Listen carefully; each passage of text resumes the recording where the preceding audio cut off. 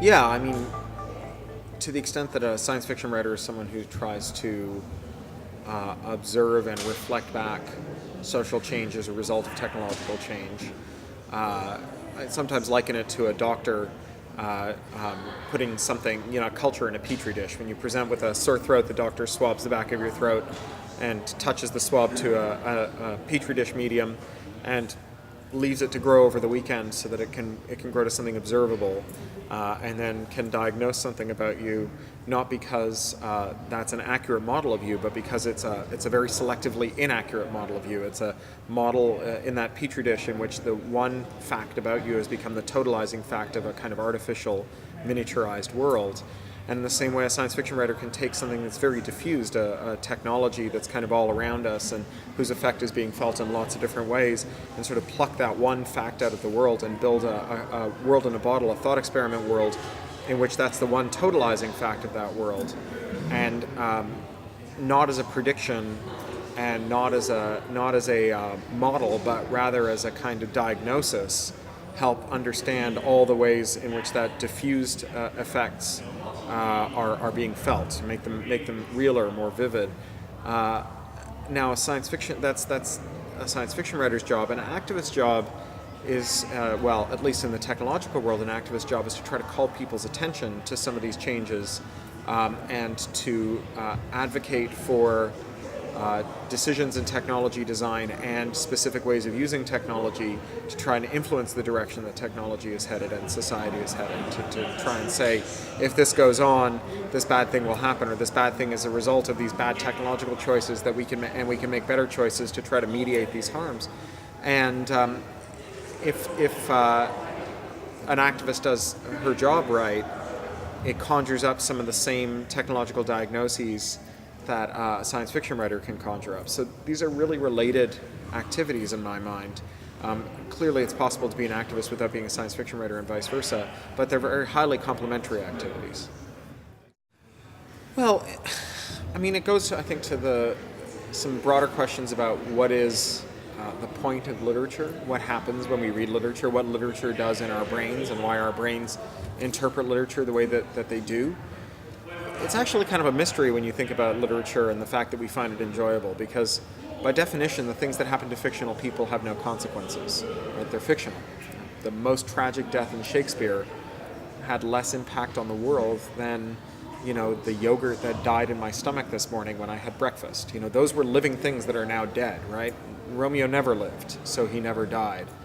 And yet, we respond in a way that's not merely intellectual, but also kind of invokes our autonomic nervous processes to literature. We cry and we laugh in response to literature, and that's a kind of a funny thing when you think about it. Why would our brains cause us to have an emotional response to things that our brains also know have no consequences and aren't real? Because, we know, at least most of us do, I think, that the people in literature aren't people, that they're imaginary constructs.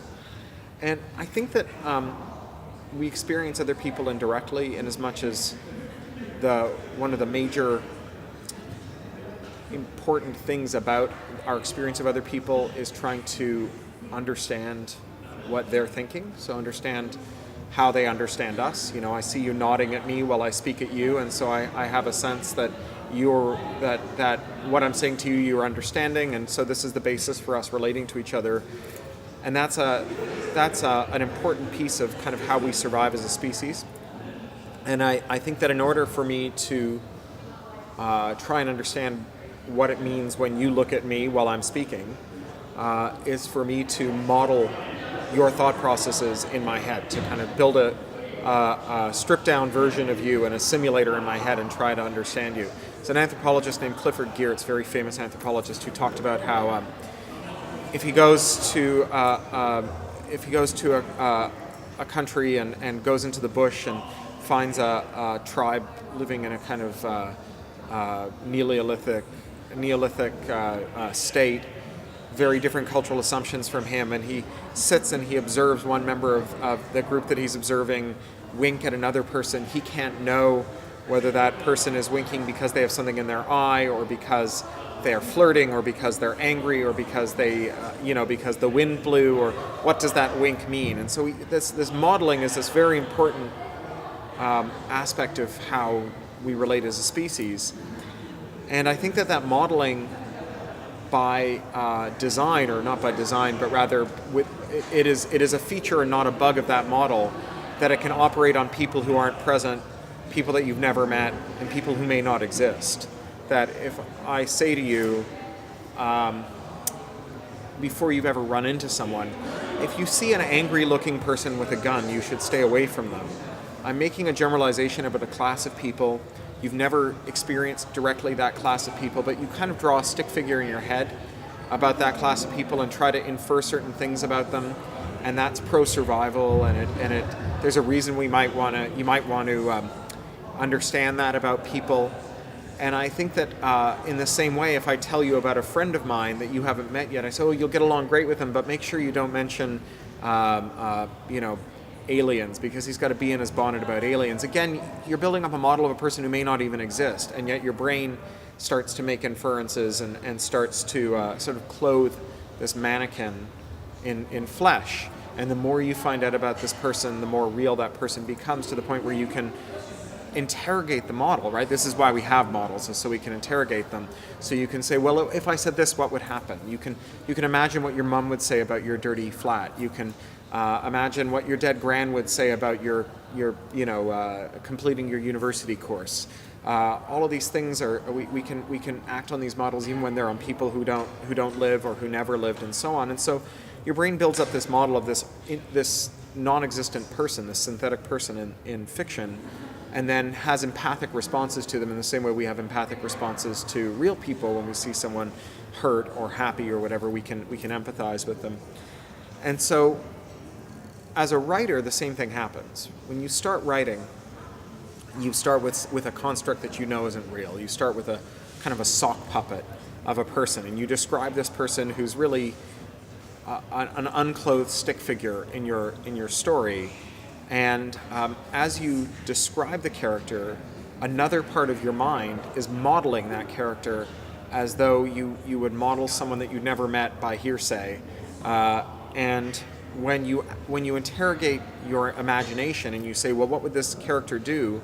In part, there's a kind of cold, rational process of, oh, well, I have attributed these things to this character, and these are the sorts of things that this character might do as a consequence.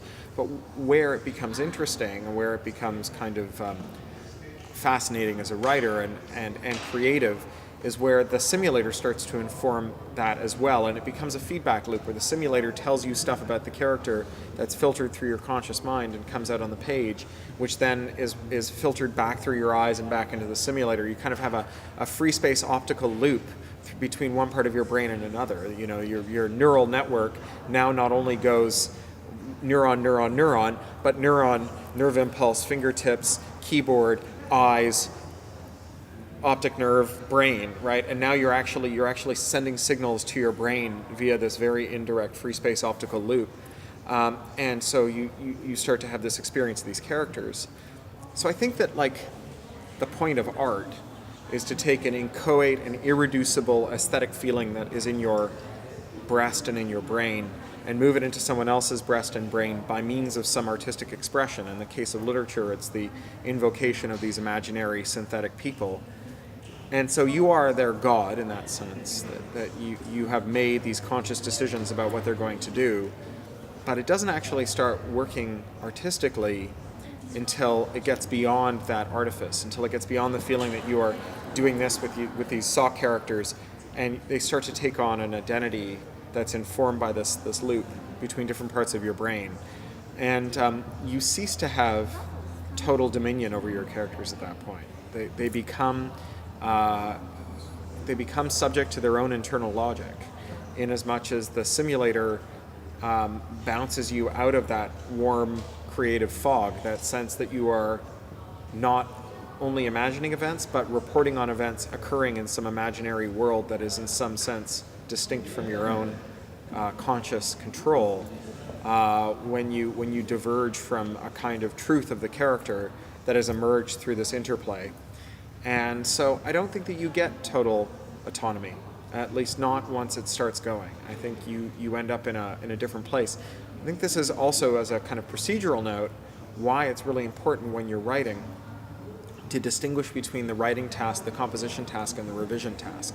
Because the revision is necessarily a kind of cold dissection that bursts the bubble of this imaginary, not entirely volitional construction of this synthetic person, and it becomes once again a kind of you lay the artifice bare, and that in order for you to compose, you have to somehow get back into that state.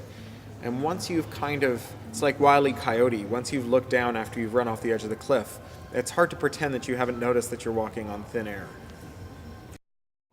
Oh, I think that's absolutely the case. All of the people you imagine in your brain are filtered through your own experience. There's only one person you have direct access to the interiority of, and that's you. And so all of your theories about other people reflect to a certain extent your own experience of your conscious mind and your unconscious mind.